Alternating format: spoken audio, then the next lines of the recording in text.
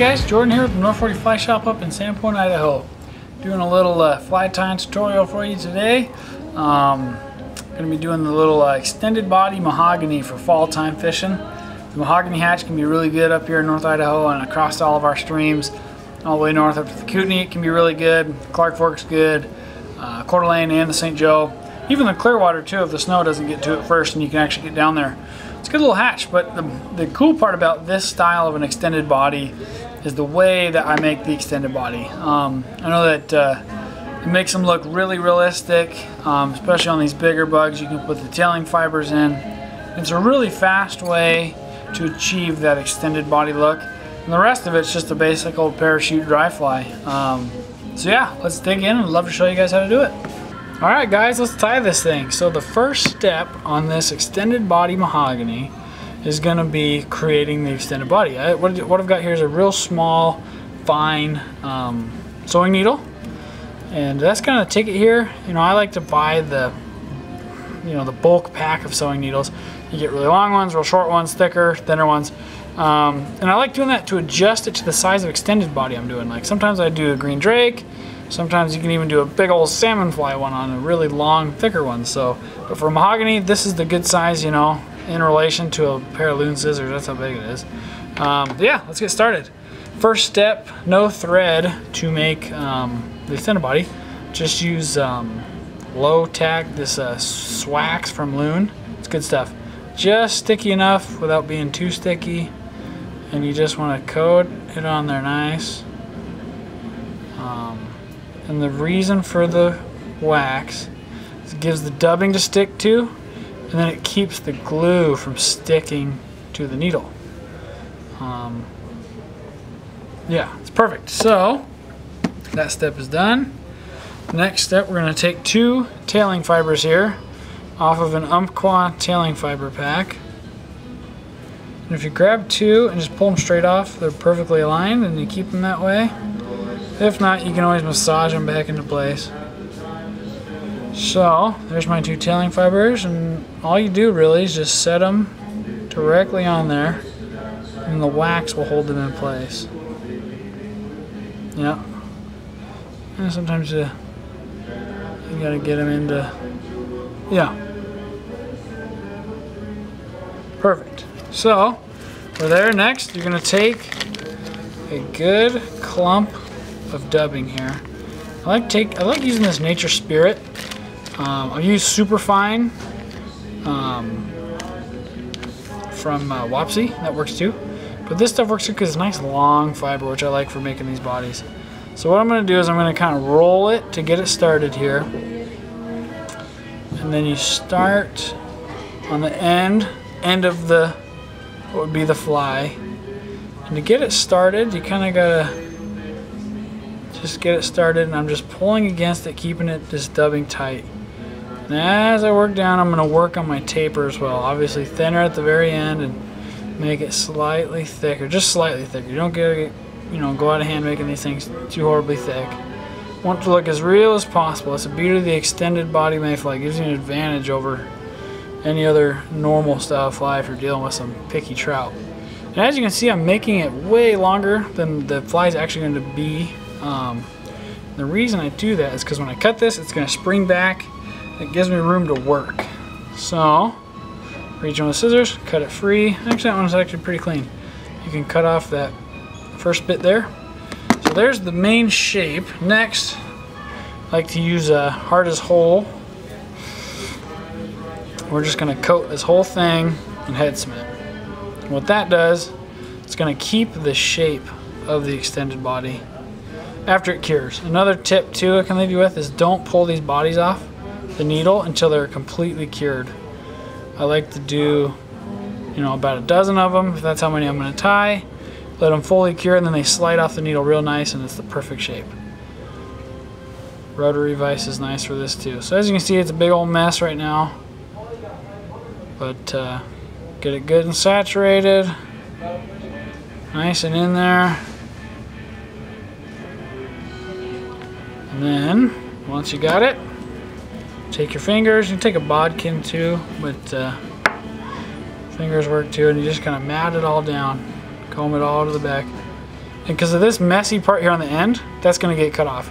The real fruit of this is kind of from the fibbits to about here-ish. And that's what's going to be on the fly. That's what you want to look good. So I like to push this all back. Another good tip is too, is after you've done this, let it sit in a foam block with the others. Once it gets a little tacky, you can really kind of finish it off and smooth it out. So that's pretty much it, guys. One last thing I'll do is spread these tailing fibers out. So as the head cement dries with them splayed out, looking real natural. So yeah, after you do this, stick it in the foam. A couple minutes goes by and it's still a little tacky. Really kind of smooth it out and it looks real nice. So that is how you make the extended body. So I've obviously got one done from earlier here today. We'll use that for the fly I'm going to show you. So next step, pop in a size 14 curved hook here. I like to, when I do these, we only use a little bit of the hook. Try to make the top of that real level. So let's get to it. Grab your thread. I'm using 12-aught Vivas here. I like a really thin thread on these extended bodies. And a good way to know how much hook shank you're using is when you let your thread hang, it's right about at the hook point. I'm not using much. I mean, you can go over a little bit, give yourself the room to work, but not much. That's about it. So I've got my pre-made body here, fresh off the needle. And what I'm going to do is get it so that the tails are obviously flat and splayed out evenly. And just get your measurement in on how you want that to look. And that's a pretty good length there for a mahogany. But as you can see, there's tons we're going to cut off. So I like to just reach in there, snip it off. You're just going to tie it right onto the hook. And when you're using thin thread, if you like using thin thread on dry flies like I do, be careful not to break it.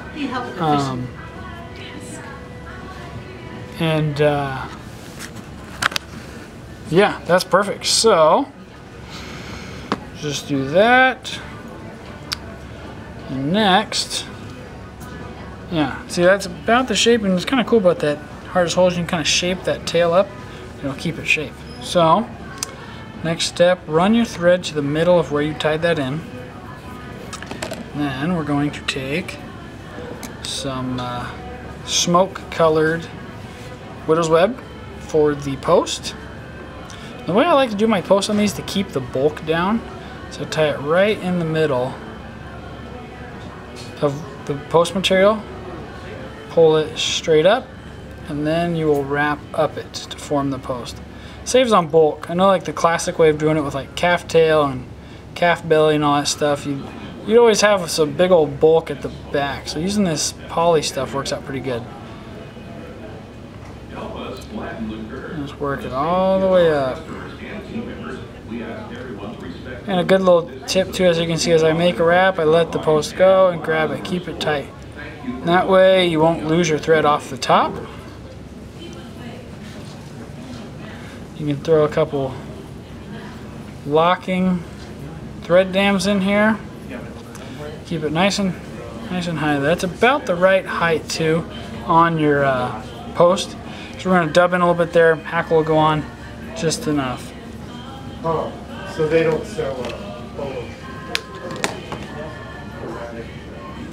So next step, take some dry fly hackle here. I'm using a light dun here, and it's one size bigger than the hook. This is size 14 hook, and I'm using sized 12 dry fly hackle. And what I like to do is tie it on my side of the fly here, on what would be the shank, and then work it up the post on my side. And we're going to be wrapping the hackle down towards the body.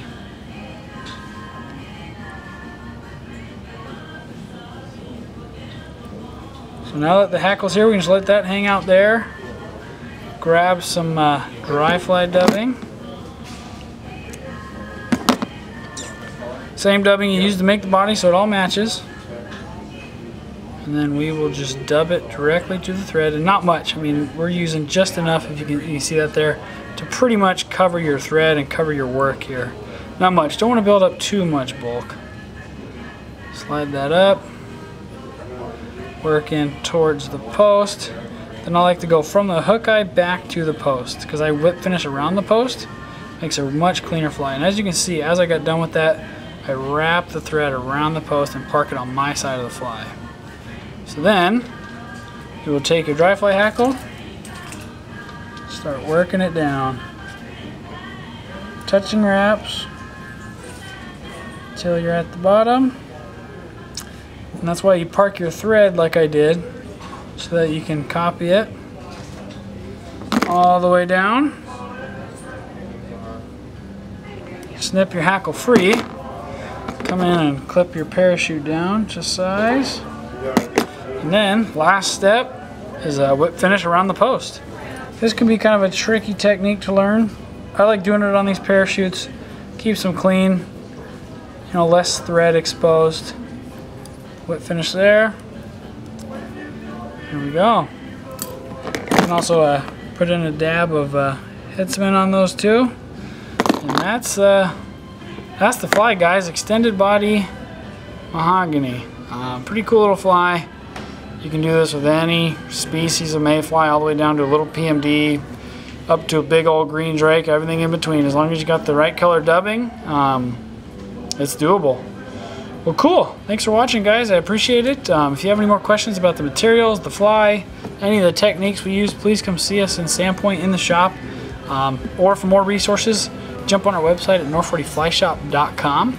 We're also, of course, where this video is found, on social media. We're on Facebook, Instagram, and YouTube at North40Flyshop. Thanks again for watching.